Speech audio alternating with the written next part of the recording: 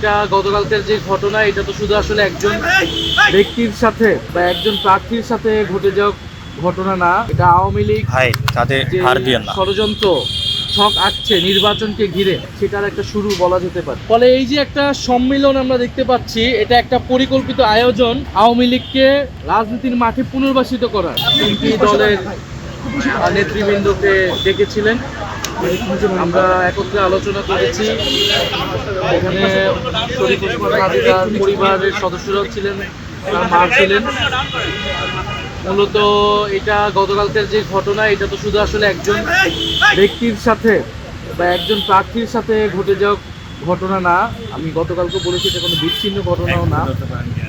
এটা আওয়ামী লীগ যে ষড়যন্ত্র ছক আঁকছে নির্বাচনকে ঘিরে, সেটার একটা শুরু বলা যেতে পারে।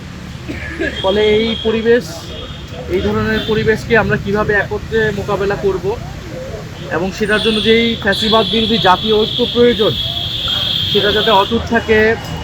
আমরা জানি নির্বাচনে রাজনীতিতে আমরা প্রতিযোগিতা করব, প্রতিদ্বন্দ্বিতা করব, একে অন্যের বিরুদ্ধে হয়তো বলবো, কিন্তু সেটা যাতে কখনোই একটা সীমাকে অতিক্রম না করে এবং আওয়ামী লীগকে যাতে কোনো সুযোগ সুবিধা করে না দেয়, এই ব্যাপারে আমরা সকলেই ঐক্যমত পোষণ করেছি। এবং জুলাই গণ অভ্যুত্থানকে যেভাবে পরিকল্পিতভাবে ভিলিফাই করা হচ্ছে, মিডিয়া থেকে শুরু করে বিভিন্ন জায়গায় টকশোর মাধ্যমে, আওয়ামী লীগকে রাজনীতির মাঠে আসার একটা স্বাভাবিকীকরণ প্রক্রিয়া, একটা নর্মালাইজিং প্রসেস আমরা দেখতে পাচ্ছি। বিশ্ববিদ্যালয়গুলোতে দেখছি আওয়ামীপন্থী শিক্ষকরা গোপন মিটিং করার সুযোগ পাচ্ছে। আমরা কোর্ট পাড়ায় দেখতে পাচ্ছি যে জয় বাংলা স্লোগান হচ্ছে। আমরা টকশোতে দেখছি এরকম আওয়ামীপন্থী বুদ্ধিজীবীরা আসছে। আমরা ভোটের মাঠে দেখছি যে জাতীয় পার্টিকে প্রস্তুত করা হচ্ছে। ফলে এই যে একটা সম্মেলন আমরা দেখতে পাচ্ছি, এটা একটা পরিকল্পিত আয়োজন আওয়ামী লীগকে রাজনীতির মাঠে পুনর্বাসিত করার। এবং আওয়ামী লীগ বুদ্ধিজীবী, সাংবাদিক, সাংস্কৃতিক কর্মী, নানা নামে কিন্তু আওয়ামী লীগ সমাজে কথা বলার চেষ্টা করছে, কাজ করছে।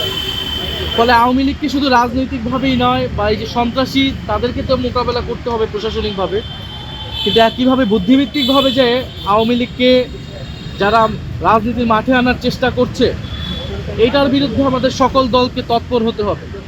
কীভাবে কোর্ট পাড়ায় জামিন হচ্ছে, এই আইনজীবীরা তো কোনো না কোনো দলের সাথে জড়িত, মিডিয়া হাউসগুলোর সাথে রাজনীতির সংশ্লিষ্টতা থাকে আমরা জানি। ফলে সব দলকেই এই ভূমিকা নিতে হবে। আমরা আমাদের জায়গা থেকে সেটা বলেছি। আমরা সর্বাত্মকভাবে সেই জাতীয় ঐক্য ধরে রাখতে আমরা কাজ করব, আমরা সহযোগিতা করব। এবং প্রধান উপদেষ্টাকে আমরা বলেছি যে সরকারকে আরও কঠোর হতে হবে, নির্বাচন কমিশনের উপর সেই আস্থাটা থাকতে হবে যাতে তারা সবাইকে নিরাপত্তা দিতে পারে। এবং অবশ্যই ওসমান হাদির যারা হত্যা চেষ্টা জড়িত, আমরা তাদেরকে তো অবিলম্বে আজকের মধ্যে আমরা গ্রেফতার চেয়েছি। এবং শুধু তারাই নয়, বরং এই যে পরিকল্পনার সাথে যারা জড়িত, তাদেরকেও যাতে সরকার কঠোর ব্যবস্থা নেয় আওয়ামী লীগের বিরুদ্ধে। এবং আমাদের আরেকটা জিনিস মনে রাখতে হবে যে আওয়ামী লীগ এই সকল পরিকল্পনা করতেছে দিল্লিতে বসে।